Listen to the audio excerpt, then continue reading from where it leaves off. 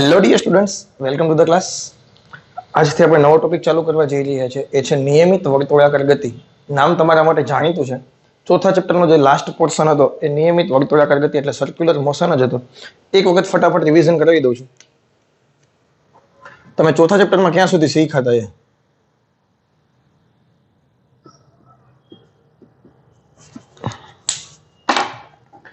ચોથા ચેપ્ટરમાં તમે પહેલા તો શીખી ગયા હતા કે નિયમિત વર્તુળાકાર ગતિ કોને કહેવાય. તો કે ભાઈ કોઈ પણ કણ છે એ r ત્રિજ્યાના વર્તુળાકાર માર્ગ પર v જેટલા અચળ વેગથી, વેગનું મૂલ્ય અચળ હોવું જોઈએ, ખાલી વેગનું શું હોવું જોઈએ? મૂલ્ય અચળ હોવું જોઈએ. પરંતુ દરેક બિંદુએ તમને ખબર છે દિશા બદલાતી હોય. કઈ દિશામાં દિશા હોય? સ્પર્શકની દિશામાં દિશા હોય. યાદ કરો, કોઈ પણ કણ છે એ જ્યારે r ત્રિજ્યાના વર્તુળાકાર માર્ગ પર ગતિ કરતો હોય, કોઈ પણ બિંદુએ તમારે વેગ જોતો હોય તો તે બિંદુએ સ્પર્શક બનાવી દેવાનો. અને આના પર વેગની દિશા બદલાય છે એટલે તમને બધાને ખબર છે, તમે આકૃતિ કદાચ જોઈ ગયા હશો. માનો કે એક આ લઈ લઈએ અને એક આ લઈ લઈએ, તો આ પ્રારંભિક સદિશ થઈ ગયો v વેક્ટર, આ અંતિમ સદિશ થઈ ગયો v ડેશ વેક્ટર. તો પ્રારંભિક સદિશને અહીંયા બતાવું, અંતિમ સદિશ મારો પરિણામી સદિશ છે. તો પ્રારંભિક સદિશ અને અંતિમ સદિશના બેના પૂછ ભેગા થાય. ખબર ને ત્રિકોણનો નિયમ? આ માનો કે a વેક્ટર હોય, આ માનો કે b વેક્ટર હોય, તો આ શું થઈ ગયો? a vector plus b vector, સરવાળા માટે ત્રિકોણનો નિયમ. તો પ્રારંભિક સદિશ અને પરિણામી સદિશના બેના પૂછ ભેગા થાય. તો આમાં આપણે કંઈક વસ્તુ નાખવી પડશે. તો એ આ બાજુ તમે નાખો, એને કીધું તમે ડેલ્ટા v, વેગમાં થતો ફેરફાર.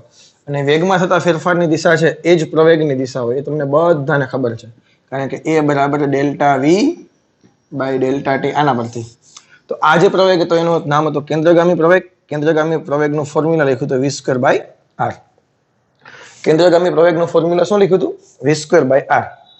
અને પછી રેખીય વેગ v અને કોણીય વેગ ઓમેગા વચ્ચેનો સંબંધ તમને ખબર છે.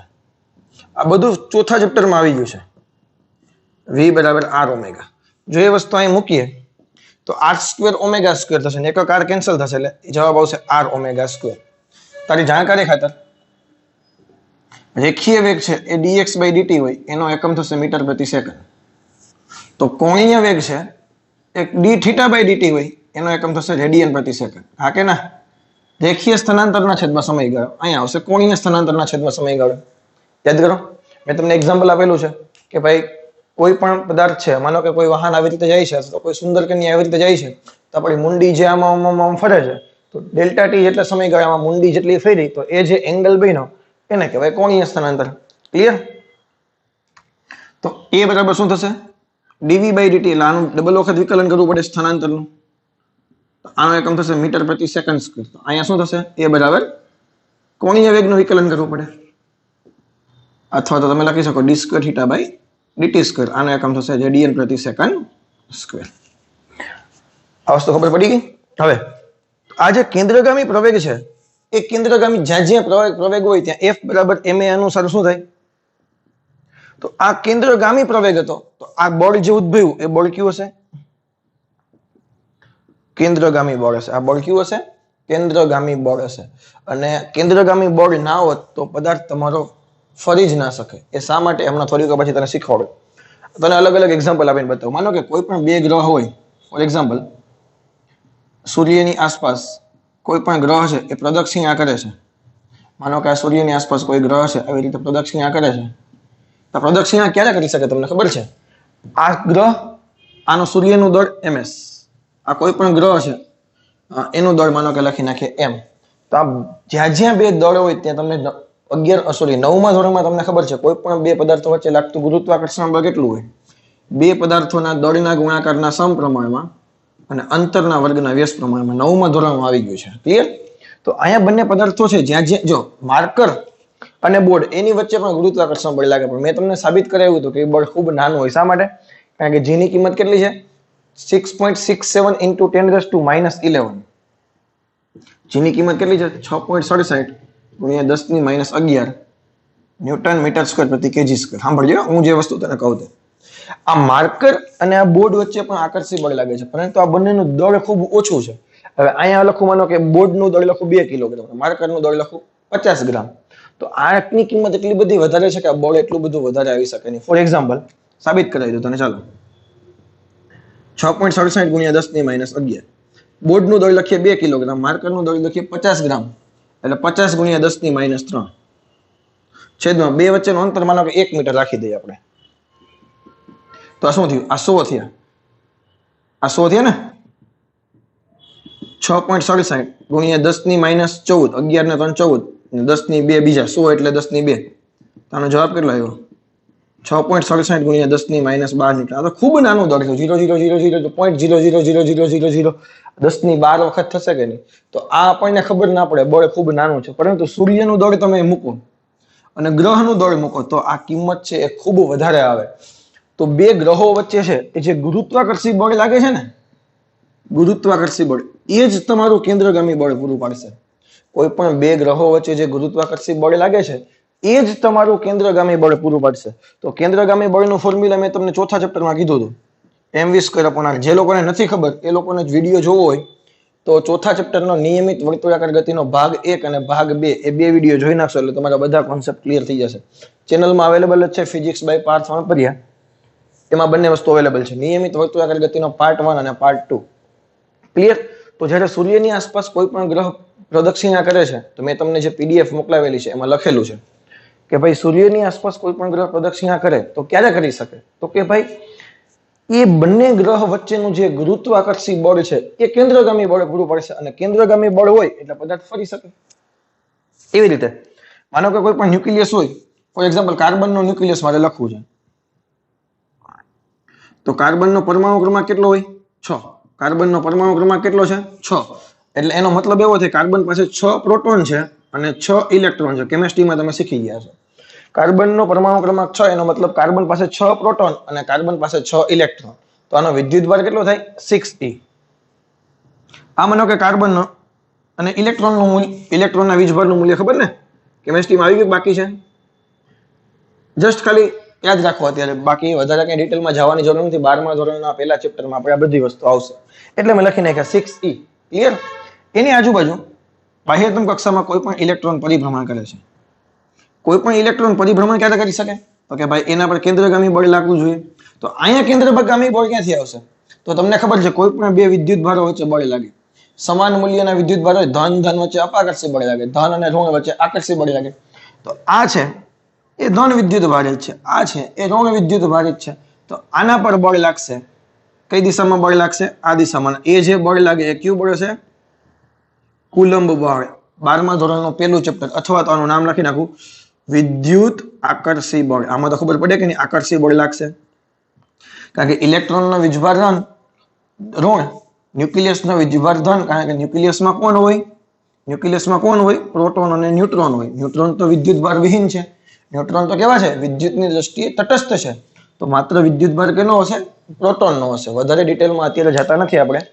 તો જસ્ટ ખાલી તને કહેવાય એવું માંગુ છું કે કોઈ પણ ગ્રહની આસપાસ, કોઈ પણ ગ્રહ છે એ સૂર્યની આસપાસ પ્રદક્ષિણા કરે તો એને માટે ફરવા માટે જરૂરી કેન્દ્રગામી બળ ક્યાંથી આવશે? તો કે ગુરુત્વાકર્ષી બળ પાસેથી આવશે. કોઈ પણ ન્યુક્લિયસની આસપાસ ઇલેક્ટ્રોન છે બાહ્યતમ કક્ષામાં પરિભ્રમણ કરે તો એને પરિભ્રમણ માટે કેન્દ્રગામી બળ ક્યાંથી આવે છે? તો કે એ આવે છે બંને વિદ્યુત ભારો વચ્ચે લાગતા આકર્ષી બળથી, અથવા તેનું નામ છે કુલંબ બળ. કુલંબ વૈજ્ઞાનિકનું નામ છે. 12મા ધોરણના પહેલા ચેપ્ટરમાં હું તમને કહીશ. તો એટલી તો મને ખબર પડી ગયા બધી ડિસ્કશન પરથી કે કેન્દ્રગામી બળ હોય તો જ કોઈ પણ પદાર્થ ફરી શકે, અથવા તો જ કોઈ પણ પદાર્થ વળાંક લઈ શકે, બાકી વળાંક લઈ શકે નહીં. આટલી તો ખબર પડી કે નહીં? ચાલો, તો એક વસ્તુ મને ખબર પડી ગઈ, ફોર્મ્યુલા બધા યાદ, રિવિઝન થઈ ગયા, અને કેન્દ્રગામી બળનો ફોર્મ્યુલા આવડી ગયો. કેન્દ્રગામી બળ શું કરી શકે? તો કે કેન્દ્રગામી બળ છે એ કોઈ પણ પદાર્થના પરિભ્રમણ માટે જવાબદાર બળ છે. એ પણ મને ખબર પડી ગઈ. તો એ પોઈન્ટ હું અહીં લખી નાખું. રેડી?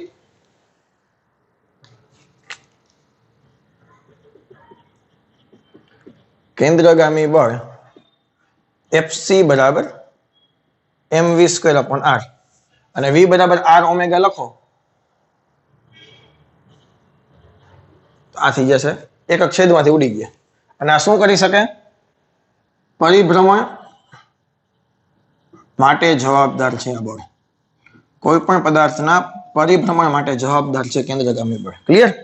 તો હવે આપણે બે વસ્તુ શીખવાના છીએ. એક તો સમતલ સપાટી હોય, સમતલ સપાટી પર કોઈ પણ ગાડીને ટર્ન લેવડાવવો હોય આપણે તો શું કરવું પડે? અને સાપુતારા જેવા સ્ટેશનમાં જઈએ હિલ સ્ટેશન ઉપર આપણે જતા હોય, આબુ છે, સાપુતારા છે, માથેરાન, તમે બધા ખબર જ છે. ત્યાં તમે ઓબ્ઝર્વેશન કરજો. હવે કદાચ હવે તમે જાઓ તો તમને હું જે કહું ને તમને દેખાશે. ત્યાં જ્યાં જ્યાં વળાંક હોય ને ત્યાં રસ્તો એકદમ ફ્લેટ નો હોય, થોડોક આમ ત્રાસો થઈ ગયેલો. એટલે આપણે બે રસ્તાની ડિસ્કશન કરવાની છે. એક તો સાપુતારા જેવા હિલ સ્ટેશન ઉપર આવો રસ્તો હોય, ત્યાં જે વળાંક આવે ને ત્યાં રસ્તો છે એક સાઈડ નો છેડો થોડો ક્રોસ કરી દે, આમ પ્રદક્ષિણા મળતો હોય, થોડોક ત્રાસ હોય, બહુ દેખાય નહીં, બહુ વધારે ન હોય, ભેજામાં જાય એટલો બધો વધારે ના હોય. અમુક એંગલે એને આને કહેવાય બેન્કિંગ ઓફ રોડ. આને ઇંગ્લિશમાં કેવું હોય ને તો આ કોન્સેપ્ટને કહેવાય બેન્કિંગ ઓફ રોડ. આ કોન્સેપ્ટને શું કહેવાય? Banking off road. રોડનો એક સાઈડનો છેડો છે એ થીટા જેટલા એંગલે ઊંચો કરી દેવામાં આવે. શા માટે કરવામાં આવે, એનો બેનિફિટ શું છે, એ બધી વસ્તુ તને કહું. અને એક આપણે માનો કે નોર્મલ ગાડી શીખતા હોઈએ છે, કોઈ પણ સમતલ ગ્રાઉન્ડ ઉપર ગાડી શીખતા હોય અને ગાડી જે ટર્ન મારતી હોય તો એ ક્યારે ટર્ન મારી શકે, એમાં શું શું કોન્સેપ્ટ લાગુ પડી શકે, એ બે વસ્તુ અહીંથી શીખવાની છે. ક્લિયર? તો પેલું છે સમતલીય વર્તુળાકાર માર્ગ પર વાહનની ગતિ. સમતલીય વર્તુળાકાર માર્ગ પર વાહનની ગતિ મતલબ કોઈ પણ ગ્રાઉન્ડ પર આપણે ગાડી શીખતા શીખતા વળાંક મારતા હોઈએ છીએ તો એ વળાંક કેવી રીતે લાગી શકે એની ગતિ. ક્લિયર? તો આપણે છે ને ડ્રોન ને ઉપર લઈ જઈએ છીએ, આપણો કેમેરો ઉપર છે તો તમને વળાંક કેવો દેખાશે? એમનો ગોળ દેખાશે કે નહીં? તો હું આખો ગોળ છે ને એ ફોટોગ્રાફ બોર્ડમાં દોરી નાખું છું.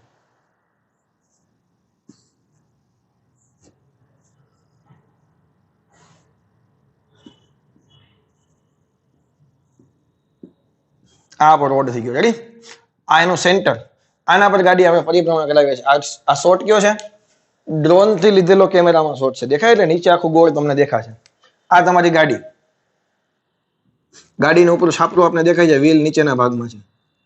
આ વસ્તુ ખબર પડી કે ન પડી? હા કે ના? હવે જો આ ગાડીને આના પર ટર્ન મારવો હોય તો ચોખ્ખી વાત છે આના પર કેન્દ્રગામી બળ જોઈએ. પહેલા તેની ખબર પડે કે નહીં? કેન્દ્રગામી બળ હશે તો જ ગાડી ટર્ન મારી શકશે કે નહીં? તો પહેલા વિચારો આના પર કેટલા બળ લાગી શકે? એક ઉપર તરફ બળ લાગશે n અને નીચે તરફ બળ લાગતું એનું વજન બળ m છે. હવે જો હું અહીંયા દર્શાવવાની કોશિશ કરી તો ખરેખર કેમ હોય તમને ખબર છે? આ ગાડી હોય ઉપરથી, જો આ ગાડી હોય તો n ઉપર તરફ લાગે, જમીન અને ગાડીની સપાટી ઉપર n ઉપર તરફ લાગે, mg નીચે તરફ લાગે. સર તમે ગાડી આમ દોરો ને બળ ઉપર લખો, હા તો આપણી પાસે 2 ડાયમેન્શન છે ને, ભેજામાં ગયું. ઇમેજિન કરો ગાડી તમારી આવી રીતે પડી છે તો n ઉપર તરફ લાગશે, mg નીચે તરફ લાગશે. ક્લિયર? તો અહીંયા કેન્દ્રગામી બળ કઈ દિશામાં લાગવું જોઈએ પરિભ્રમણ માટે? સેન્ટર તરફ. તો જેને કેન્દ્ર તરફ હોય એટલે તો કેન્દ્રગામી કહીએ છીએ. તો હવે સર અહીંયા ઘર્ષણ બળ કોણ આપશે? હાલો, પેલામાં તો સૂર્ય અને ગ્રહ વચ્ચે ગુરુત્વાકર્ષી બળ હતું. તમે કીધું કે ભાઈ કોઈ પણ જ્યાં દળ દેખાય ત્યાં ગુરુત્વાકર્ષણ બળ લાગે, જ્યાં વિદ્યુત ભાર દેખાય ત્યાં આકર્ષક કે અપાકર્ષક બળ લાગે. સર અહીંયા તો કઈ સેન્ટરમાં તો કઈ છે જ નહીં. તો એક વસ્તુ વિચારો, અહીંયા શું હોય? રોડ અને ગાડી વચ્ચે ઘર્ષણ બળ હોય. શું હોય? રોડ અને ગાડી વચ્ચે ઘર્ષણ બળ હોય. એ ઘર્ષણ બળ છે એ પણ તમને ખબર છે, ઘર્ષણ બળ હંમેશા ક્યાં હોય? સપાટીને સમાંતર હોય. યાદ કરો, લંબ બળ n છે એ સપાટીને લંબ હોય અને ઘર્ષણ બળ છે એ સપાટીને સમાંતર હોય. તો અહીં વસ્તુ લખું છું, પરિભ્રમણ માટે જરૂરી કેન્દ્રગામી બળ એ કોણ આપશે? ઘર્ષણ બળ દ્વારા પૂરું પડાય છે. કેન્દ્રગામી બળ જેટલું તમારે પરિભ્રમણ માટે જોઈએ એ તમને કોણ આપશે? ઘર્ષણ બળ આપશે. એટલે જો આનો ફ્રી બોડી ડાયાગ્રામ બનાવું તો ઉપર તરફ n, નીચે તરફ mg, fc અને fs બંને એક જ દિશામાં. આ fs છે એ કોને પૂરું પાડશે? કેન્દ્રગામી બળ પૂરું પાડશે. એટલે કે fc બરાબર fs. fc નું ફોર્મ્યુલા શું છે કેન્દ્રગામી બળનું? v²/r. v વેગથી ગાડી પરિભ્રમણ કરે, r છે એની ત્રિજ્યા છે, આની ત્રિજ્યા કેટલી છે? r. m છે એ ગાડીનું દળ છે અને આનું ફોર્મ્યુલા શું થાય? μsn. શું થાય? ઘર્ષણ બળનું ફોર્મ્યુલા μsn થાય. જ્યાં n બરાબર શું છે? ઉપર નીચેના બળ. કારણ કે શિરોલંબ દિશામાં કોઈ પ્રવેગ છે નથી. ખબર પડે ને? શિરોલંબ દિશામાં કોઈ બળ છે જેટલું ગાડી ઉપર તરફ કૂદકા મારે છે આમાં ઓમ થાય છે? નહીં. આ બળ અને આ બળ એકબીજાને બેને સમતોલી નાખે છે. ક્લિયર? લખતો નથી અહીંયા. Mu S mg. હવે લખી નાખો, જ્યાં m છે કારનું નહીં પણ વાહનનું લખી નાખીએ. m છે એ વાહનનું દળ, r છે એ વળાંકની ત્રિજ્યા, v છે એ વાહનનો વેગ, મ્યુ એસ છે એ રોડ અને વાહનના ટાયર વચ્ચેનો ઘર્ષણાંક છે. ચલો ક્લિયર? આ વસ્તુ ખબર પડી?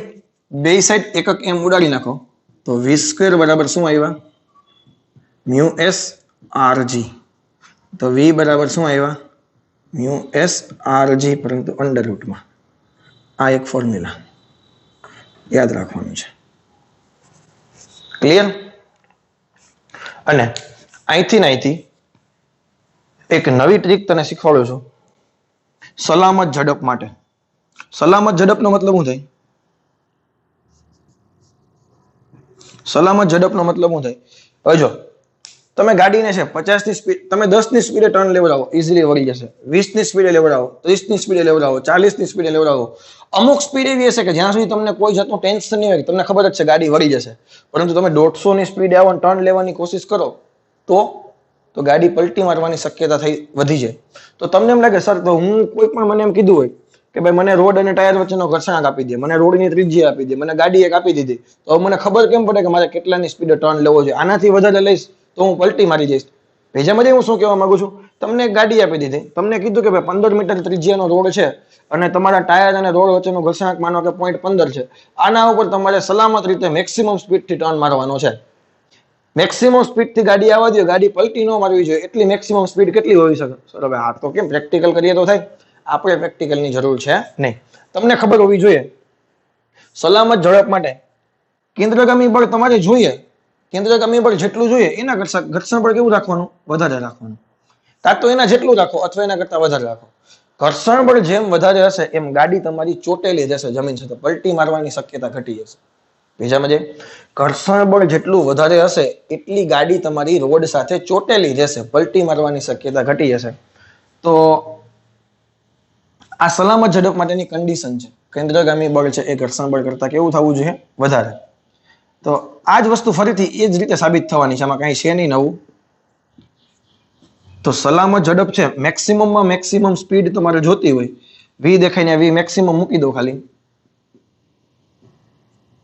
મ્યુ આરજી અંડર રૂટમાં મ્યુ આરજી.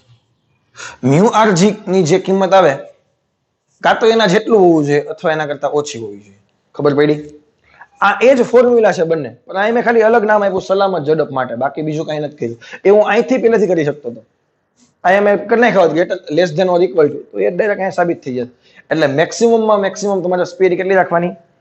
સપાટી અને ટાયર વચ્ચેના ઘર્ષણાંક આર અને જી. એક વસ્તુ નોટિસ કરી કોઈએ? શું? સલામત ઝડપ વાહનના દળ પર આધારિત નથી. જોયું કોઈએ? ક્યાં આમાં તમને એમ દેખાય છે? 2 વ્હીલનું દળ દેખાય? 4 વ્હીલનું દળ દેખાય? ટ્રકનું દળ દેખાય? નહીં. ખાલી શું વસ્તુ હોવી જોઈએ?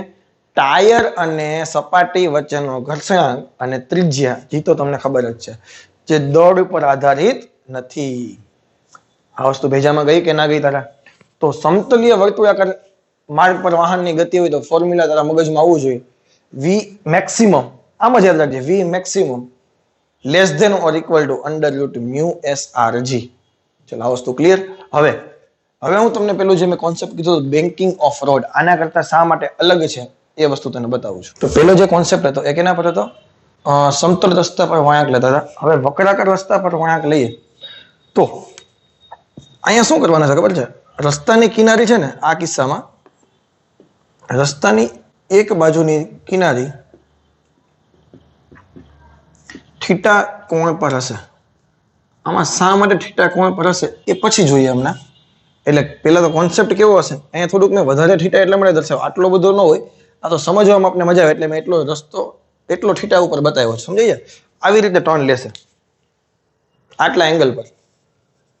આટલો બધો એંગલ વધારે ન હોય, 2 ડિગ્રી 5 ડિગ્રી 7 ડિગ્રી જેટલો માંડ હોય, કારણ કે વધારે ન હોય તો પછી પલટી મારી જાય ધ્યાન ત્યાં. અત્યારે સમજવામાં મજા આવે એટલે થોડોક વધારે એંગલ રાખ્યો છે આપણે. હવે તમે વિચારો, આમાં કોઈ ગાડી હોય, આ ગાડી, આ એના ટાયર, ક્લિયર? તો તમને બધાને ખબર છે વજન બળ તો નીચે જ લાગે કે નહીં? વજન બળ કઈ બાજુ લાગે? નીચે તરફ. લંબ બળ કેમ હોય? સપાટીને લંબ તરફ હોય. હા કે ના? લંબ બળ ક્યાં હોય? તો કે સપાટીને લંબ તરફ હોય. ક્લિયર? હવે અહીંયા તમે થોડુંક ધ્યાનથી વિચારો ને તો હું શિરોલંબ અને સમક્ષિતિજ દિશાના ઘટક કરીશ બધા. તો આ લાઈનને હું આમ ખેંચું અને એક આડી લાઈન તરીકે ખેંચું. તમને બધાને ખબર છે આ એંગલ થીટા હોય. હા કે ના? પછી એમજી ના ઘટક પડતા હતા તો આ એંગલ પણ થીટા થાય કે ન થાય? સામ સામેના અભિકોણ. તો આ ઘટક કયો થયો? આ ઘટક થઈ ગયો n cos થીટા અને આ ઘટક થઈ ગયો n sin થીટા. આ વસ્તુ ખબર પડી? આ ઘટક કોણ થઈ ગયો? n cos theta. આ ઘટક કયો થઈ ગયો? n sin theta. કહેવાનો મતલબ એવો છે અહીંયા n sin થીટા ઘટક છે એ પણ કેન્દ્ર તરફ લાગ્યો. આગળની જે આકૃતિ હતી તમે વિચારો, કોઈ પણ ગાડી હોય, ઉપર તરફ n હતું, નીચે તરફ mg હતું, માત્ર ઘર્ષણ બળ છે એ જ તમારું કેન્દ્રગામી બળ પૂરું પાડતું હતું. હા કે ના? અહીંયા હવે તમે વિચારો, અહીંયા ઘર્ષણ બળ છે એ તો આ દિશામાં લાગવાનું હતું જ, પરંતુ એક વધારાનો ઘટક લાગ્યો n sin થીટા. એ આકૃતિ હું પછી પૂરી કરું, આખી આકૃતિ પછી બતાવું. જસ્ટ હું તને કહેવા માંગુ છું કે અહીંયા n sin થીટા ઘટક છે એ પણ કેન્દ્રગામી બળ પૂરું પાડશે, જે પેલામાં n નો કોઈ રોલ હતો જ નહીં. તો કેન્દ્રગામી બળનો એક ઘટક વધી ગયો. અરે યાર, અહીંયા તો ખાલી ઘર્ષણ બળ જ હતું ને, અહીંયા તો કોણ હતું? ખાલી ઘર્ષણ બળ કેન્દ્રગામી બળ પૂરું પાડતું હતું, પણ અહીંયા તો એક ઘટક વધી ગયો. અને તમને ખબર છે n ની કિંમત શું થાય? mg. જસ્ટ ઇમેજિન કરો, n ની કિંમત mg તમે મૂકો, અહીંયા n ની કિંમત શું થશે? mg cos theta. હા કે ના? અને આ ઘટક થશે mg sin થીટા, પણ લખતો નથી. તો એક n ની ઘટક n બરાબર mg, અને m એટલે વાહનનું દળ. તો જેમ વાહનનું દળ વધારે હોય એમ n ઘટક વધારે આવે કે ન આવે? n બરાબર mg cos થીટા. તમે વિચારો, તો આ જેમ મોટું હોય એમ n મોટો થાય કે ન થાય? આની કિંમત જેમ મોટી એમ n ની કિંમત વધારે થાય કે ન થાય? તો આનો મતલબ શું થયો? ભારે ભરખમ ટ્રક હોય, લોડિંગ કરેલા ફૂલ લોડિંગ વાળા ટ્રક હોય, તો એને તો કેન્દ્રગામી બળ જેટલું જોતું હોય. અહીંયા તો ખાલી શું હતું ભાઈ કે ભાઈ કેન્દ્રગામી બળ છે એ ક્યાંથી આવશે? તો કે મ્યુ s mg પરથી. બસ ધેટ્સ ઇટ, બીજું કાંઈ નહીં. મ્યુ s n તો મ્યુ s mg પરથી આવશે, બીજું કાંઈ નહીં. પરંતુ અહીંયા તો ઘર્ષણ બળ, આ તો આ ભાગ કયો છે? આ ઘર્ષણ બળનો ભાગ છે. જસ્ટ ખાલી ઇમેજિન કરાવું, આ તો ઘર્ષણ બળનો ભાગ છે જ આમાં, પરંતુ આ કિસ્સામાં f ની કિંમત છે એ ઘર્ષણ બળ તો પૂરું પાડવાનું હતું જ, પ્લસ n sin થીટા ઘટક બીજો આવ્યો કે જે પણ કેન્દ્ર તરફ લાગે છે. આ ખબર પડી? ઘર્ષણ બળ તો છે જ અહીંયા, એ સિવાયનો એક વધારાનો ઘટક આવ્યો, અને વધારાનો ઘટક n દેખાઈને તમે mg cos થીટા લખો. જસ્ટ આ રીતે કરવાના નથી, જસ્ટ સમજાવું છું. તો દળ હજી એડ થશે, દળ વાળો ઘટક. તો જેમ મોટું વાહન હોય એમ કેન્દ્રગામી બળ વધે કે ન વધે? જેમ મોટું વાહન હોય એમ કેન્દ્રગામી બળ વધે, અને કેન્દ્રગામી બળ વધે તો સારું, ફટાફટ ટર્ન લઈ લે. તો મોટા વાહનોને ટર્ન લેવામાં સરળતા રહે એટલા માટે એક સાઈડની કિનારી થીટા કોણે રાખી દેવાની. આપણે ઢાળ કેવો રાખવાનો? થોડોક રસ્તો થીટા કોણે બનાવી નાખવાનો, જેથી કરીને મોટા વાહનો માટે કેન્દ્રગામી બળનું મૂલ્ય વધી જાય. નાના વાહનો માટે તો ખાલી ઘર્ષણ બળ કાફી છે, પરંતુ ભારે ભરખમ હેવી લોડિંગ વાળા ટ્રક હોય તો એને ટર્ન લેવામાં થોડીક મુશ્કેલી ન પડે. એટલે ઇમેજિન કર, આમ ટર્ન લે તો આનો n ઘટક આ બાજુ આવે કે નહીં? ઇમેજિન કરો, બધી વસ્તુ દેખાય તને સાંભળી જાય. આમ ટર્ન લે તો ટ્રક માનો કે 300 થઈ ગયો. ઇમેજિન કરો, ટ્રક માઇનો એવો 300 થયો, તો n આમ આવે કે નહીં? તો આના બે ઘટક પડ્યા, એક આ બાજુ અને એક આ બાજુ. તો આ ઘટક કઈ બાજુ આવ્યો? સેન્ટર તરફ આવ્યો. તો આ ઘટક શું કરશે? કેન્દ્રગામી બળ લગાડવામાં મદદ કરશે. આ ભેજામાં ગયું? આ ભેજામાં ગયું કે નહીં? તો આનો ફાયદો શું થશે? આનો ફાયદો શું થયો? આવું કરવાથી ફાયદો શું થયો? પહેલો ફાયદો તો n sin થીટા ઘટક કેન્દ્રગામી બળ લગાડવામાં મદદ કરશે. ક્લિયર? અને બીજો ફાયદો છે એ ટેક્સ્ટ બુકમાં લખેલો નથી, પણ હું તને સાબિત કરીને બતાવી દઉં. બીજો ફાયદો શું છે? ટાયરના ટાયરનો ઘસારો ઘટે, ટાયરનો ઘસારો ઘટશે. હવે આટલું જસ્ટ મેં તને ખાલી લખી દીધું છે, હું તને સાબિત કરીને બતાવું. માનો કે વાહન સ્થિર છે, સાંભળજો. આ તમારે લખવાની જરૂર નથી, મેં તમને પીડીએફ આપીમાં લખેલું છે, જસ્ટ સમજાવી દઉં. માનો કે કોઈ પણ વાહન સ્થિર હોય તો સમતલ રસ્તા પર શું થાય? કોઈ પણ વાહન સ્થિર હોય તો સમતલ રસ્તા પર શું થાય? તો તમને બધાને ખબર છે. આ માનો કે એના વ્હીલ થઈ ગયા, નીચે તરફ બળ લાગે mg, ઉપર તરફ બળ લાગે n. પણ કઈ વાહન થોડું ટચ હોય, ટચ કોણ હોય? ખાલી વ્હીલ હોય કે નહીં? તો બે વ્હીલ પર અડધું અડધું વજન બળ લાગે કે નહીં? આ તો વસ્તુ ક્લિયર છે કે નહીં? બે વ્હીલ પર વજન બળ કેવું લાગશે? અડધું અડધું. તો લંબ બળે બે પર અડધું અડધું લાગે કે નહીં? આ વસ્તુ ક્લિયર? આ સમતલ રસ્તા પર. પરંતુ જો થીટા કોણ વાળો રસ્તો હોય તો શું થશે? સાંભળીએ. આ ગાડી, આ એના વ્હીલ, તો એન કઈ બાજુ લાગે? નીચે તરફ. હવે આના પર mg તો નીચે તરફ જ લાગે, એન લંબ તરફ લાગે, mg તો નીચે જ લાગે, એક ત્રાસુ નો છે. તો તમે વિચારો, આ બળ છે આ પેલા વ્હીલની અને બીજા વ્હીલની, ઇમેજિનેશન કરો. તો આ જે ડિસ્ટન્સ છે ને, થોડું વ્યવસ્થિત બતાવું. આ બળ લાગ્યું mg, તો mg નું મૂલ્ય છે, આને નામ આપી દો L1, આને નામ આપી દો L2. તો L2 છે એ L1 કરતા વધારે છે. મતલબ જે વજન બળ લાગે છે એ બીજા વ્હીલ થી દૂર છે, પેલા વ્હીલ ની નજીક છે. પરિણામી બળ, વજન બળ છે એ પેલા વ્હીલ ની નજીક છે, બીજા વ્હીલ ની દૂર છે. મતલબ પેલા વ્હીલ ઉપર લોડિંગ વધી જશે. ના ખબર પડી. આ બળ કેની નજીક છે? તો કે આ વ્હીલ ની નજીક છે. તો આ વ્હીલ ઉપર વજન બળ કેવું લાગશે? લોડિંગ કેવું લાગે? વધારે લાગે. આના પર એટલું બધું લોડિંગ લાગે નહીં. ચોખ્ખી વાત છે ને. તમે માનો કે દાદર ચડાવતા હોય, ફોર એક્ઝામ્પલ એવું એક વસ્તુ લઈ લે, માનો કે ફ્રીજ છે. ફ્રીજને આપણે નીચેના રૂમમાંથી ઉપરના રૂમમાં ચડાવવું છે. ફ્રીજને આપણે દાદર આપણે શું કરીએ? એક જણો પાછળથી ઊંચું કરશે, એક જણો આગળથી ઊંચું કરશે. તો એવું માની લઈએ કે જેની બાજુ ફ્રીજના નીચેના ભાગમાં કમ્પ્રેસર ન હોય, હવે જેની બાજુ કમ્પ્રેસર હોય એ વ્યક્તિને લોડિંગ કેવું લાગે? વધારે લાગે. કારણ કે વજન બળ ત્યાંથી નીચે તરફ હોય કે નહીં? અરે યાર, ફ્રીજ આવી રીતે છે. માનો કે કમ્પ્રેસર અહીંયા છે, તો આનું વજન બળ નીચે તરફ છે કમ્પ્રેસરનું. અહીંયા તો ઓછું એવું વજન આવશે. તો અહીંયા કોઈ એક વ્યક્તિ ઉભો હોય અને અહીંયા કોઈ એક વ્યક્તિ ઉભો હોય, તો લોડિંગ કેને વધારે લાગે? આને જ વધારે લાગે, કારણ કે આની નજીક છે. આ તો ખબર પડે કે ન પડે? તો સેમ આ જ કોન્સેપ્ટથી આપણે એમ કહી શકીએ કે આ વ્હીલ ઉપર લોડિંગ છે એ વધારે લાગશે, આ વ્હીલ ઉપર લોડિંગ કેવું લાગશે? ઓછું લાગશે. હવે માનો કે વળાંક લે છે. બંને કિસ્સામાં વળાંકની ડિસ્કશન કરીએ આપણે. તો પહેલા કિસ્સામાં વળાંક લઈએ આપણે, તો શું થશે? પહેલા કિસ્સામાં વળાંક લઈએ, માનો કે જમણી બાજુ ટર્ન લઈએ. ટર્ન કઈ લીધો? જમણી બાજુ. તો કેન્દ્રગામી બળ કઈ બાજુ હોય? જમણી બાજુ જ હોય કે નહીં? આ કેન્દ્રગામી બળ થઈ ગયું FC. વજન બળ તો નીચે જ લાગે કે નહીં? આ બેનું તમે પરિણામી બળ ફાઇન કરો. તો આને નીચે ઓછું રાખીએ.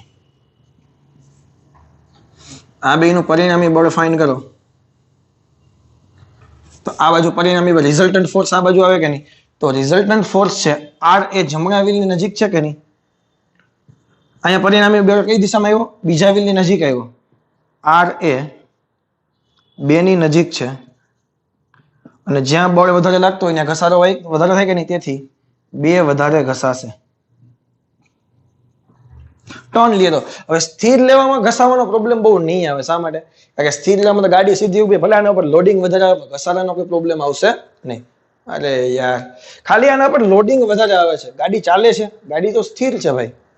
હવે તમે ટર્ન વાળો તમે વિચારો તો હવે શું થશે? હવે સાંભળજો. હવે આકૃતિ થોડી મોટી થઈ ગઈ છે, સરસ મજાની સમજવા માટે. હા, જમણી બાજુ હવે તમે ટર્ન મારો, જમણી બાજુ ટર્ન મારો એટલે કેન્દ્રગામી બળ આ બાજુ આવ્યું FC, આ એના 2 વ્હીલ. વજન બળ તો નીચે તરફ લાગે કે નહીં? આ બેનું પરિણામી બળ તમે ગોતો. આ પરિણામી બળ આ રહ્યું કે નહીં? હવે પરિણામી બળ R નું ડિસ્ટન્સ તમે ફાઇન્ડ કરો. પેલા વ્હીલ થી ડિસ્ટન્સ લંબ અંતર ફાઇન્ડ કરો આટલું, બીજા વ્હીલ થી લંબ અંતર ફાઇન્ડ કરો આટલું, બંને સમાન થાય. મતલબ જો થીટા એંગલ પર હોય તેથી બંને વ્હીલ પર લોડિંગ સમાન આવશે અને બંને વ્હીલ એક સરખું વજન પર ઉપાડતા તો ઘસારો શું થાય? તેથી ઘસારો ઘટે. આ તો કોઈ એક લોડિંગ વધારે લેતું હોય તો એનો લોડિંગ એનો ઘસારો વધારો થાય. આ તો બંને સમાન લોડિંગ લેતા હોય તો ઘસારો કેવો થાય? ઘટે. અરે યાર, ના ખબર પડી. આ ભેજામાં કયું તારા સ્થિર કિસ્સામાં શું હતું? તો કે બંને વ્હીલ પર સમાન બળ લાગતું હતું. અહીંયા તો કે ભાઈ એક વ્હીલની નજીક વધારે બળ લાગે, બીજા ઊભી નહીં રાખવાની, ઢાળ વાળા ખૂણા ઉપર ઊભી નહીં રાખવાની ગાડી. એટલી ખબર પડે કે નહીં? ઊભી રાખવી હોય તો સમતલ જગ્યાએ જઈને ઊભી રાખવાની, જેથી કરીને એક વ્હીલ ઉપર લોડિંગ ઘટી જાય. ગાડીને તમારે સ્થિર રાખવી છે તો સમતલ સપાટી પર સ્થિર રાખવાની. જો ટર્ન લેવો હોય તો સમતલ સપાટીમાં તો શું થશે? તો કે ભાઈ કોઈ પણ પરિણામી બળ છે કોઈ પણ એક વ્હીલની વધારે ને, તમે જુઓ ને આ પરિણામી બળ આની નજીક છે, આનાથી તો ઘણો બધો દૂર છે, એટલે બે વ્હીલ બીજા વ્હીલનો લોડિંગ વધી જશે એટલે વ્હીલ ઘસાશે. પરંતુ જો આ કિસ્સામાં તમે વિચારો તો પરિણામી બળ છે બંને વ્હીલની એકદમ વચ્ચોવચ છે, બંને વ્હીલથી લંબ અંતર બેયનું સેમ છે, એટલે બંને વ્હીલ પર સમાન લોડિંગ લાગશે, તેથી ઘર્ષણ બળ અથવા તો ઘસારો ઘટી શકે. એક આ ફાયદો હતો. એટલે આ તમે 4 આકૃતિ દોરી નાખો. પીડીએફમાં જોવાની જરૂર નથી, કારણ કે એમાં ડાબી બાજુ ટર્ન ને કેન્દ્રગામી કેન્દ્ર ત્યાગી બળને એવું લીધેલું છે. આ રીતે ઇઝીલી તમે સમજી શકશો. 4 આકૃતિ દોરી નાખો તો આના પરથી શું ખબર પડી? ટાયરનો ઘસારો ઘટે. આ આકૃતિ આપણી ટેક્સ્ટબુકમાં કંઈ આપેલી નથી, જસ્ટ ફોર યોર ઇન્ફોર્મેશન હતી, આ જાણકારી માટે ખાલી હતી, કે જેથી કરીને ડાયરેક્ટ સ્વીકારવું ન પડે કે ભાઈ થીટા એંગલે રાખવાથી ટાયરનો ઘસારો ઘટે. સર ઘટે કેમ ઘટે? બસ જો આમ ઘટે. ભેજામાં ગયું કે નહીં? ચાલો હવે આખી આકૃતિ છે ને હું વ્યવસ્થિત મોટી દોરું છું. આ ફાયદો લખી નાખો. કેન્દ્ર ત્યાગી બળ લગાડવામાં મદદ કરશે અને ટાયરનો ઘસારો ઘટશે. હું આવું ચેકી નાખું છું એટલે મારે જગ્યા પ્રોબ્લેમ ન આવે. સરસ મજાની પહેલેથી આકૃતિ દોરીએ.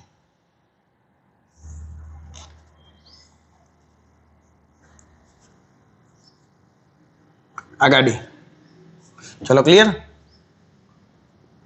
આ એન, નીચે તરફ mg. જેટલી આપણે ખબર છે પેલા અહીંયા કરી નાખીએ.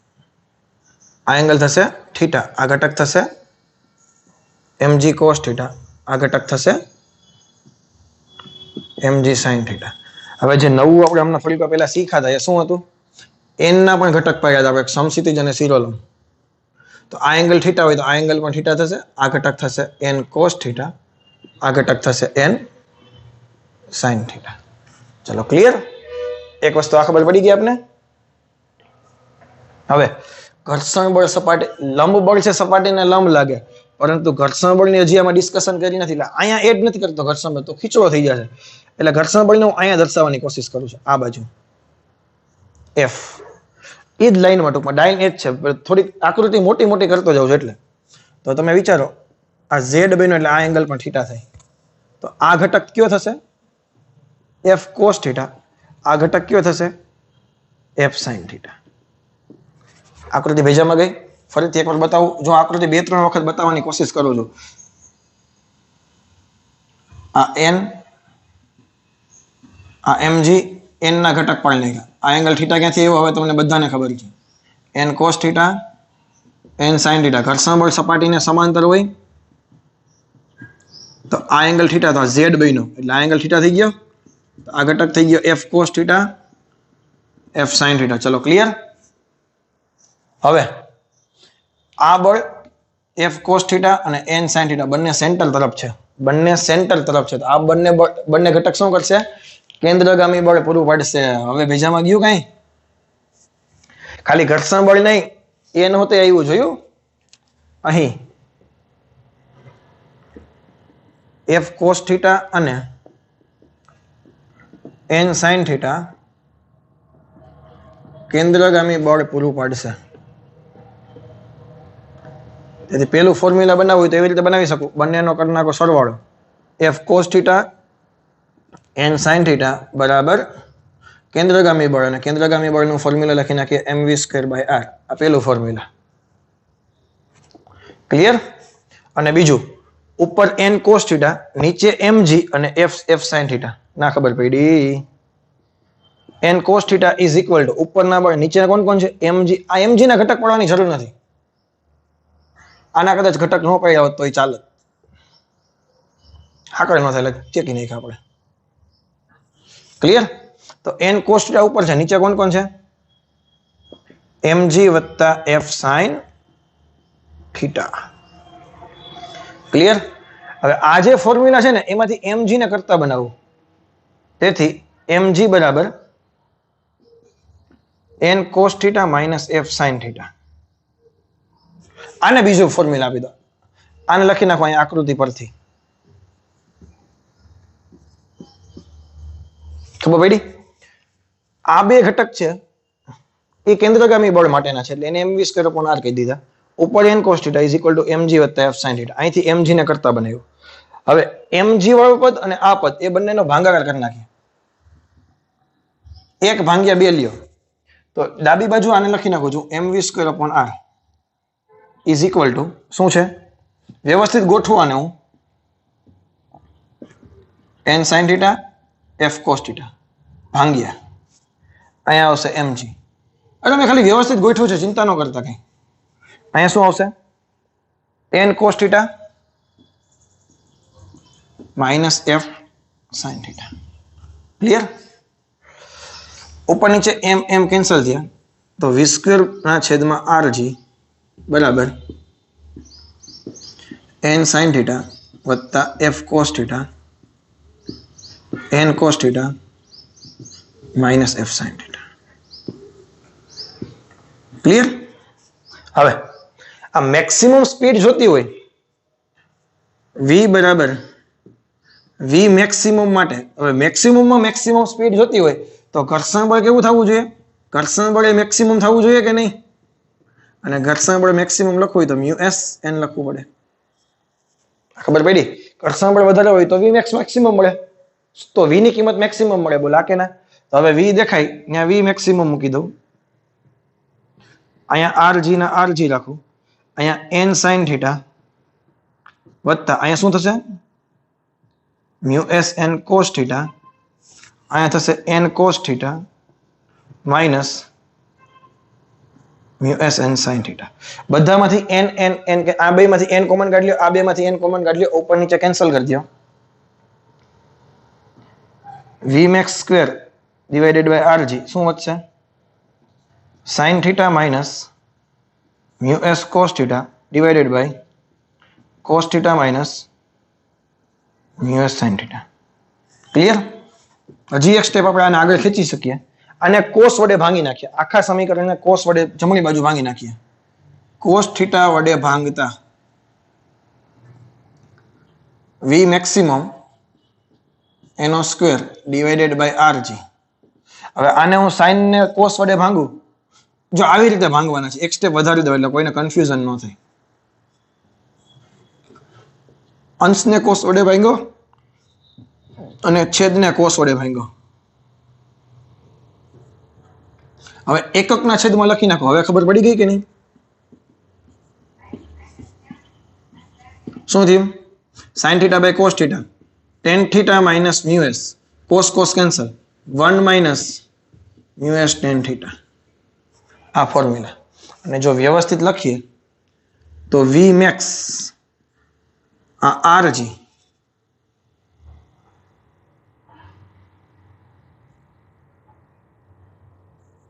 અંડર રૂટમાં હોય છે ને, વર્ગમૂળ કાઢી લો.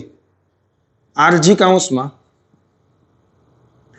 tan θ minus mu s 1 minus mu s tan θ. આ ફોર્મ્યુલા. આ યાદ રાખશું આપણે. પેલામાં કેવું હતું? સલામત રસ્તા સમતલ રસ્તા માટે શું હતું? v max બરાબર અંડર રૂટમાં mu rg. એ વસ્તુ અહીં સાબિત કરી દઉં. માનો કે સમતલ રસ્તો હોય તો θ કેટલો થઈ જાય? 0. આ તો ખબર પડે ને. સમતલ રસ્તાનો મતલબ ઢાળ જ ન હોય તો સમતલ રસ્તા માટે શું થાય?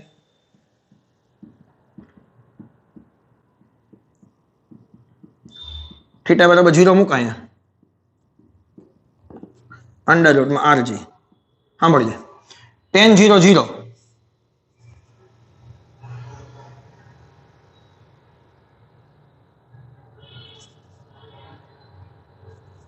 કઈ ભૂલ થઈ? અહીંયા પ્લસ છે. sin θ વત્તા mu s cos θ. જાણી ને? અહીંયા પ્લસ છે. મેં કીધું કેમ લોચો થયો? tan θ વત્તા mu s. તો tan 0 0 અને ખાલી વધ્યા mu s. તો અહીં શું વધતા? 0 વત્તા mu s ડિવાઇડેડ બાય 1 ના 1 માઇનસ mu s tan 0 0. એટલે આ તો 0 થઈ ગયું, છેદમાં 1 વધ્યો તો આ સમીકરણ શું થઈ ગયું ખાલી વી મેક્સ બરાબર under root mu S R G. આગળ જે સાબિત કર્યું એ જ ફોર્મ્યુલા પડી ખબર. તો આ એક જ વસ્તુ યાદ રાખશું આપણે વી મેક્સિમમ બરાબર અંડર રૂટમાં આરજી કાઉન્સમાં ટેન થીટા વત્તા મ્યુ એસ છેદમાં 1 minus mu S ten theta. પછી સમતલ રસ્તો પૂછે તો મ્યુ એસ બરાબર સોરી થીટા બરાબર કેટલા લખી નાખવાના 0. તો આખી સાબિતી ખબર પડી. આના ફાયદા બે તમને શીખવાડ્યા ક્યાં ક્યાં. એક કેન્દ્રગામી બળ વધારે લગાડશે. કોણ લગાડશે? n sin θ ઘટક. અને બીજો ફાયદો શું હતો? ટાયરનો ઘસારો ઘટી જાય. ટાયરનો ઘસારો ઘટી જાય. શા માટે ઘટી જાય એની મેં તને સાબિતી આપી. સાબિતી યાદ રાખવાની કોઈ જરૂર છે અને જસ્ટ મેં તને બતાવી. ના લખો તો પણ ચાલશે. કોઈ ભેજું દોડાવતા નહીં એમાં. આમને આમને ચાલે આકૃતિ સમતલ રસ્તા પર તો કે બે પેલા સીધું હતું પછી ઢાળું હતું. સ્થિર હોય તો બે એક સમતલ રસ્તા પર સીધી પછી આમ પછી તો કે ટર્ન લેવો હતો તો કે ભાઈ એક આમ ફરામ ના. અરે ભાઈ ક્યાં યાદ રાખવાનું છે. ખાલી એટલું યાદ નથી છે કે આવું કરવાથી બે ફાયદા થાય. એક કેન્દ્રગામી બળ વધારે. કોણ વધારે? તો કે લંબ બળ. બીજું તો કે ટાયરનો ઘસારો ઘટી જાય. ક્લિયર. હવે આ ફોર્મ્યુલા પરથી થોડીક હજી વધારે તમને થોડીક ઇન્ફોર્મેશન આપવાની છે એ હું બોર્ડ ઉપર પહેલેથી લખી નાખું જેથી કરીને મારો ટાઈમ બચી શકે. કારણ કે સાબિત કરવામાં ઘણો બધો ટાઈમ ગયો છે. તમે એક સાબિતી યાદ રાખશો ને ખાલી આટલું યાદ રાખશો. હે ને? કાંઈ વાંધો નહીં. ચિંતા ના કરો. મારે એવું બતાવવાની મારી ફરજ હતી. ફાઇનલ ફોર્મ્યુલા યાદ રાખશો તો પણ ચાલશે. તો આ ફોર્મ્યુલા તો એમાં થોડુંક મોડિફાઈ કરી નાખ્યું. મ્યુ એસ વત્તા ટેન થીટા લખી નાખ્યું એટલા માટે કે જેથી કરીને જો આરજી મ્યુ એસ વત્તા ટેન થીટા 1 માઇનસ આ બેને ગુણાકાર mu S ten theta easily યાદ રહી જશે. આ કેના માટે છે? ઢોળાવવાળા રસ્તા માટે. અને જો થીટાની કિંમત 0 મૂકો તો સમતલ રસ્તા પર વળાંક લેવા માટે. ક્લિયર. હવે જો ઘર્ષણ બળનો અચળાંક છે સ્થિત ઘર્ષણાંક મ્યુ એસ ની કિંમત 0 લખી નાખું તો જો મ્યુ એસ ની કિંમત 0 લખી નાખું તો આ આખું 0 થઈ ગયેલો 1 માઇનસ 0 છેદમાં 1 વધ્યા. અહીંયા ખાલી લઈ વધ્યા ટેન થીટા. તો આરજી ટેન થીટા ફોર્મ્યુલા વધે કે નહીં? આ સ્પીડને કહેવાય ઓપ્ટિમમ સ્પીડ. ઇંગ્લિશમાં કેવું હોય તો ઓપ્ટિમમ સ્પીડ. બાકી ગુજરાતીમાં ઘણી વખત આવા શબ્દો પણ જોવા મળશે. ઈસ્ટ સ્પીડ અથવા તો યથેષ્ટ સ્પીડ.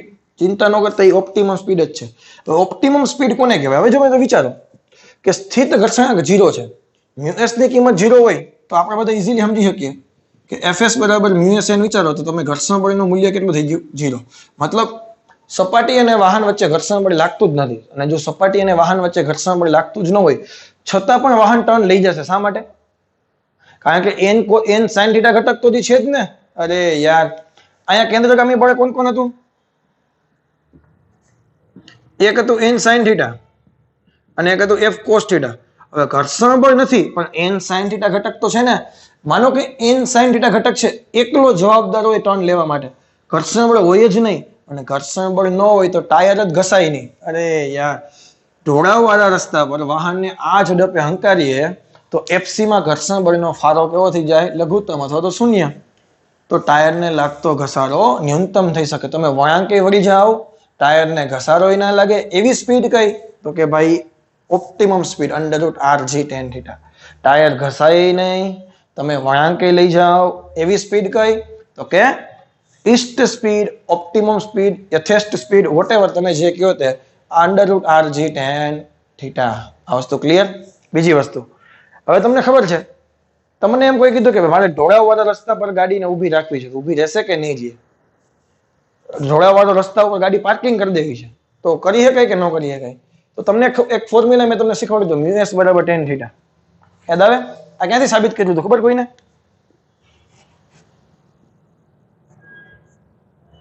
આ n નીચે તરફ mg આ બાજુ mg cos θ આ બાજુ mg sin θ અને ઘર્ષણ બળ નીચે તરફ હોય સોરી ગાડી નીચે તરફ આવતી તો ઘર્ષણ બળ ઉપર તરફ લાગે કે નહીં? તો n બરાબર શું સાબિત કર્યું હતું? mg cos θ અને f બરાબર શું સાબિત કર્યું હતું? mg sin θ. કરો બેનો ભાગાકાર. f દેખાય ત્યાં મ્યુ એસ એન લખી નાખું તો cos θ by sin θ. n cancel બે બાજુ મરાવો પલટી તો મ્યુ એસ બરાબર sin by cos એટલે કે tan θ. આવી રીતે સાબિત કર્યું. યાદ આવે? અને tan 15 ની કિંમત કઈ લખ્યું તો આપણે એક સાબિત એક દાખલો હતો ઉદાહરણમાં આવો કર્યો હતો. તો ઘર્ષણાંકનું મૂલ્ય છે એ tan θ કરતા મોટું હોય અથવા એના જેટલું હોય તો ગાડી તમારી સ્થિર રહી શકે. તો સામસામેના બધા ફોર્સ ઇક્વલ થઈ શકે. આ બ્લોક સ્થિર હતો. યાદ કરો આ બ્લોક કેવો હતો? સ્થિર હતો. મતલબ ઢોળાવવાળા રસ્તા પર બ્લોક પાર્કિંગ થયેલો પડ્યો છે તો ક્યારે થઈ શકે? તો કે ભાઈ ઘર્ષણાંકનું મૂલ્ય છે એ tan θ કરતા મોટું આવવું જોઈએ અથવા એના જેટલું આવવું જોઈએ. તો પાર્કિંગ થઈ શકે, બાકી થઈ શકે નહીં. અરે યાર, થીટા ઢાળ વાળા રસ્તા પર બ્લોકના ઘર્ષાંકનું મૂલ્ય એ tan થીટા કરતા મોટું હોય અથવા એના જેટલું હોય તો જ ત્યાં સ્થિર રહી શકે બ્લોક, અથવા તો ગાડી અથવા તો વાહન, બાકી રહી શકે નહીં. તો બે કિસ્સા સ્પેશિયલ છે, તારે યાદ રાખવાના છે. તો થિયરીનું કામ બધું પૂરું થઈ ગયું. ઉદાહરણ અને સ્વાધ્યાયમાં જે કંઈ દાખલા છે એ જોઈ લઈએ. ઉદાહરણમાં 5.10 દાખલો કાઢો. અને એનસીઆરટી પ્રમાણે જોવા જઈએ અને પ્લસ ઘણી બધી વસ્તુ વધારે પણ શીખવાડી છે, પણ એનસીઆરટીમાં જે કંઈ બાકી છે એ બધું કાલના લેક્ચરમાં પૂરું થઈ જશે. એ સિવાયનું આપણે લોટ્સ ઓફ ઘણી બધી વસ્તુ આખા ચેપ્ટર દરમિયાન શીખ્યા છે. એ બધી વસ્તુની નોટ્સ તમારી પાસે લખેલી હોવી જોઈએ. એના પછી 1 કે 2 લેક્ચરમાં આપણું ચેપ્ટર ફિનિશ થઈ જશે. એમાં મારે કન્સ્ટ્રેન્ટ મોશન એક ટોપિક કરાવવાનો છે કે જે એનસીઆરટીમાં કોઈ પણ જગ્યાએ ઉલ્લેખ છે નહીં, અને એમાંથી ઘણા બધા એમસીક્યુ બની શકે છે. તો એક કન્સ્ટ્રેન્ટ મોશનનો ટોપિક આપણે બાકી રહેશે, જે 1 કે 2 લેક્ચર આપણે પ્રેક્ટિસ કરશું અને શીખી જશું. પછી 5મું ચેપ્ટર આપણે પૂરું કરશું.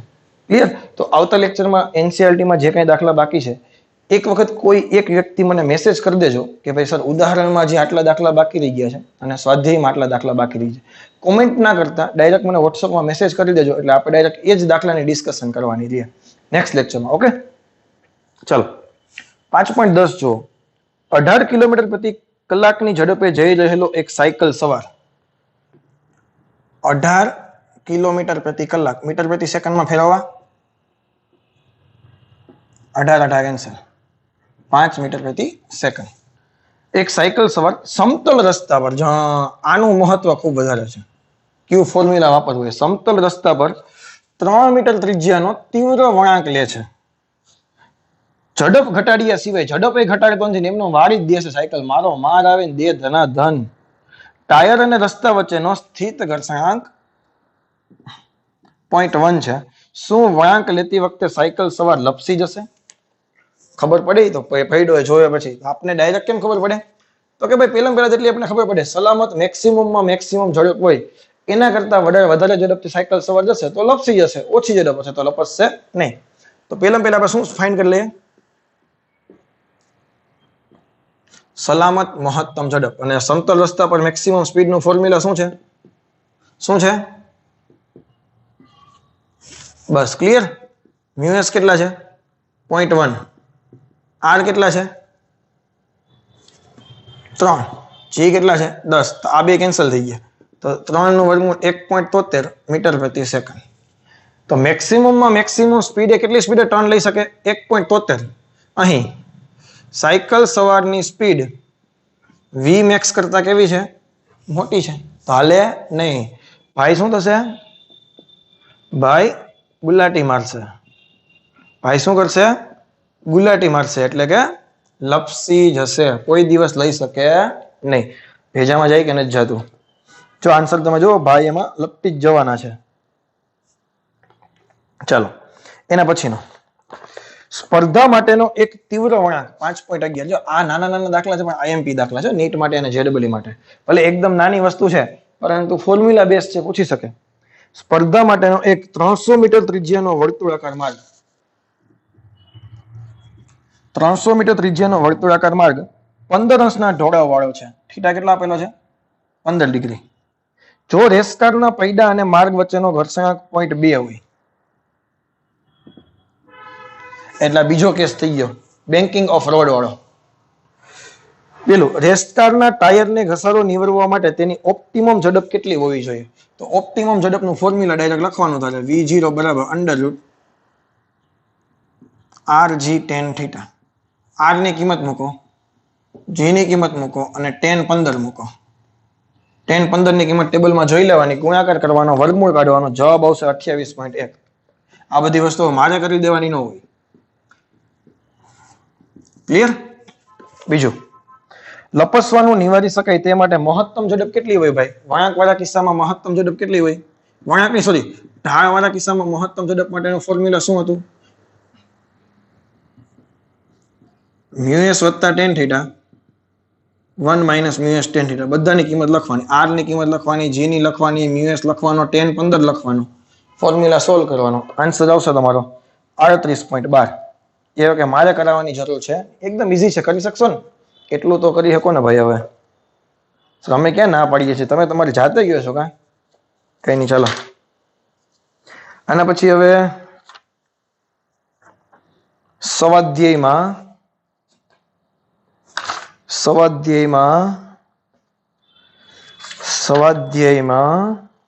5.21 સ્વાધ્યાયનો 5.21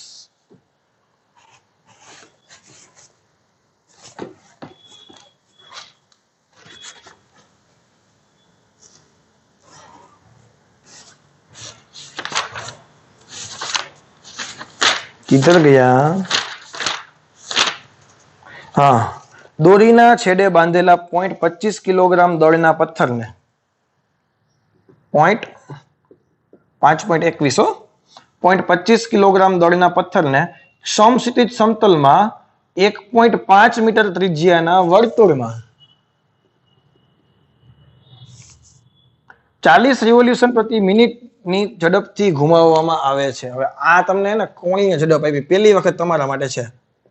40 રિવોલ્યુશન પ્રતિ મિનિટ. હવે સાંભળો, આ કોણીય ઝડપ આપી, તમને ખબર ન પડે તો હું તને કહું. એક રિવોલ્યુશન માટે, અથવા તો તમે એમ કહી શકો એક પરિભ્રમણ. રિવોલ્યુશન નું ગુજરાતી શું થાય? પરિભ્રમણ. હવે એક પરિભ્રમણ કરે તો કેટલાનો એંગલ પૂરો કરે? 360 ડિગ્રી. બોલે તો ઇંગ્લિશ રેડિયનમાં કેવું હોય તો 2π રેડિયન. અને તો આને તમે આમ લખી શકો 40. એક રિવોલ્યુશન દેખાય ને હું શું લખી શકું? 2π રેડિયન. અને મિનિટ દેખાય ને હું શું લખી શકું? 60 સેકન્ડ. તો આવી ગયો એકમ રેડિયન પ્રતિ સેકન્ડ ઓમેગાનો. તો ઓમેગાનો બીજો એકમ શું થશે? રિવોલ્યુશન પ્રતિ મિનિટ, રિવોલ્યુશન પ્રતિ સેકન્ડ, રિવોલ્યુશન પ્રતિ કલાક, વોટેવર તમને ગમે તે આપે. તો એક વસ્તુ યાદ રાખવાની, એક રિવોલ્યુશન બરાબર કેટલા થશે? 2π રેડિયન. એક પરિભ્રમણ બરાબર 2π રેડિયન. 0 0 કેન્સલ. 2 તેરી 6, 4π/3 રેડિયન પ્રતિ સેકન્ડ. આ આવી ગયું ઓમેગા. ક્લિયર? હવે આગળ વાંચો. દોરીમાં તણાવ બળ કેટલું થશે? દોરીમાં તણાવ બળ કેટલું થશે? પહેલા તો એક ઇમેજિન કરીએ આપણે કે એક દોરી છે r ત્રિજ્યાની, એના છેડે કોઈ એક પથ્થર બાંધેલો છે, એને પરિભ્રમણ કરવામાં આવે છે. તો દોરી પથ્થર પરિભ્રમણ તો જ કરી શકે જો એના સેન્ટર તરફ કેન્દ્રગામી બળ હોય. હા કે ના? પથ્થરના પરિભ્રમણ માટે આ વસ્તુ યાદ રાખજો. પથ્થરના પરિભ્રમણ માટે જરૂર કેની પડે? કેન્દ્રગામી બળની. તો સર કેન્દ્રગામી બળ છે તો એ ક્યાંથી આવ્યું? અહીંયા કેન્દ્રગામી બળ કોણ પૂરું પાડશે? તમે કેમ કીધું કે સૂર્યની આસપાસ પૃથ્વી ફરે તો કે ગુરુત્વાકર્ષણ બળ દ્વારા કેન્દ્ર બળ આવે. ઇલેક્ટ્રોન છે ન્યુક્લિયસની આસપાસ ફરે તો કે ભાઈ કુલંબ બળ દ્વારા આવે. વાહન છે વળાંક લેતું હોય તો ઘર્ષણ બળ કેન્દ્રગામી બળ પૂરું પાડે. સર તો આ કિસ્સામાં તણાવ બળ પૂરું પાડશે. તમને ખબર તણાવ બળ શું કરે? હંમેશા તણાવ બળ દોરીને સંકોચાવવાનો પ્રયત્ન કરે. તણાવ બળ હંમેશા દોરીને સંકોચાવવાનો પ્રયત્ન કરે. તો આ તણાવ બળ છે ને EFC પૂરું પાડશે. અરે હવે ખબર પડી ગઈ? જો એટલે હું પહેલેથી તને સ્ટોરી કહેતો જાઉં. સૂર્યની આસપાસ ગ્રહો પરિભ્રમણ કરે તો કેન્દ્રગામી બળ કોણ પૂરું પાડે? ગુરુત્વાકર્ષણ બળ. ન્યુક્લિયસની આસપાસ ઇલેક્ટ્રોન પરિભ્રમણ કરે તો કેન્દ્રગામી બળ કોણ પૂરું પાડે? આકર્ષી બળ અથવા તો કુલંબ બળ. રસ્તા ઉપર વાહન વળાંક લઈએ તો કેન્દ્રગામી બળ કોણ પૂરું પાડે? તો કે ઘર્ષણ બળ. દોરી જ્યારે પરિભ્રમણ કરતી પથ્થર પરિભ્રમણ કરતો હોય તો પથ્થરના પરિભ્રમણ માટે કેન્દ્રગામી બળ ક્યાંથી આવવાનું છે? તો કે દોરીના તણાવ બળથી. તો કેન્દ્રગામી બળનું ફોર્મ્યુલા શું થશે? તો કે mv²/r = T. તો તણાવ બળનું મૂલ્ય જોતું હોય v બરાબર લખી નાખો r ઓમેગાનો સ્ક્વેર. ખબર ને? કારણ કે આપણી પાસે આ ઓમેગા છે. તો આ ફોર્મ્યુલા શું થઈ ગયું? mr ઓમેગા². m ની કિંમત કેટલી છે? 0.25. r ની કિંમત કેટલી છે? તો કે 1.5. ઓમેગાનો સ્ક્વેર તો 16/9. 3.14 × 3.14 અથવા 22 × 7, 22/7. આને સોલ્વ કરો અને તણાવ બળનો એકમ આવશે ન્યૂટનમાં. ક્લિયર? આવડી જશે? તમારો આન્સર આવશે 6.6 સમથિંગ આવશે. કેટલો આવશે? 6.6 સમથિંગ તમારો આન્સર આવશે. બીજો આગળ વાંચો. જો દોરી મહત્તમ તણાવ બળ, દોરી મેક્સિમમ તણાવ બળ છે એ 200 ન્યૂટનનું સહન કરી શકે તો કેટલી મહત્તમ ઝડપથી પથ્થરને ઘુમાવી શકાય? T મેક્સિમમ 200 લેવાના. તો તણાવ બળ તો ક્યાંથી આવવાનું હતું? mv²/r. હવે અહીંથી v ને કરતા બનાવી નાખો તો અંડરરૂટમાં શું થઈ ગયા? ના ખબર પડી. તણાવ બળ તમને મેક્સિમમ કીધું 200, ત્રિજ્યા એને એ જ રાખવાની છે, આ પણ એનું એ જ રાખવાનું છે. અહીંથી તારો જો ઝડપ આવે એ મીટર પ્રતિ સેકન્ડમાં તારો આન્સર. ભેજામાં ગયું. આનો જવાબ આવશે તારો 35 મીટર પ્રતિ સેકન્ડ એપ્રોક્સિમેટ. એક આ કોન્સેપ્ટ હતો. પથ્થરના પરિભ્રમણ માટે કેન્દ્રગામી બળ ક્યાંથી આવશે? દોરીના તણાવ બળ પરથી. ક્લિયર? હવે ક્વેશ્ચન વાંચો એના પછીનો.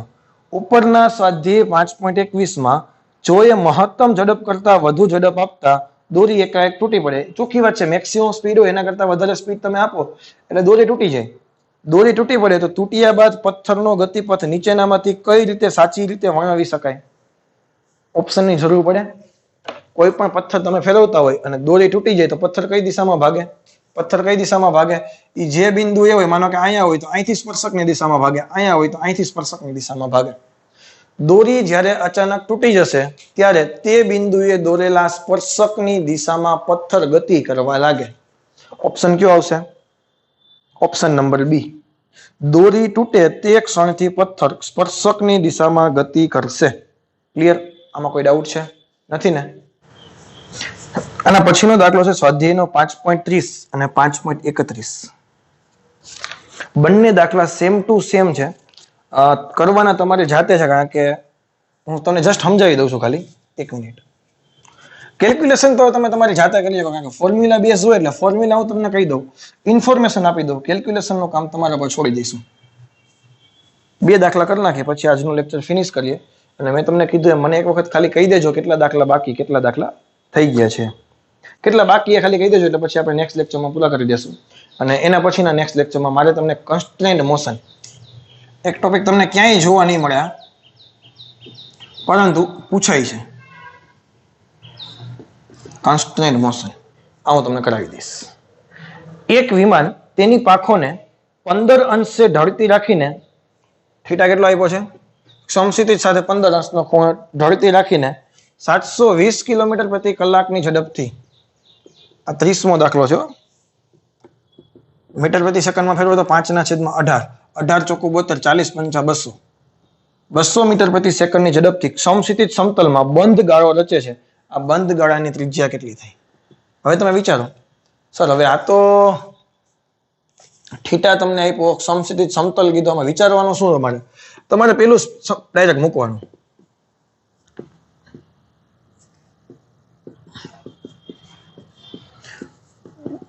હવે તમે વિચારો હવામાં સ્થિત ઘર્ષણાંક કેટલો હોય? તો કે 0. હવામાં તો સ્થિત ઘર્ષણાંક 0 હોય કે નહીં? આને તમે 0 મૂકી દો તો ઓપ્ટિમમ સ્પીડ ડાયરેક્ટ તને મળશે. તો આ દાખલો છે ને ઓપ્ટિમમ સ્પીડનો દાખલો છે. કેનો છે? ઓપ્ટિમમ સ્પીડનો. તારે r જોઈએ છે તો બે બાજુ કરી નાખ વર્ગ, તો v² બરાબર વર્ગમૂળ દૂર થયું rg tan θ. તો r બરાબર શું આવ્યા? v²/g tan θ. v² મૂકો, 200 નો વર્ગ કરો, 2 નો વર્ગ 4, 0 0 0 0, g દેખાય છે 10 અને θ દેખાય tan 15. આ તારો જવાબ આવશે. ક્લિયર? આના પછીનો દાખલો પણ સેમ છે. તમને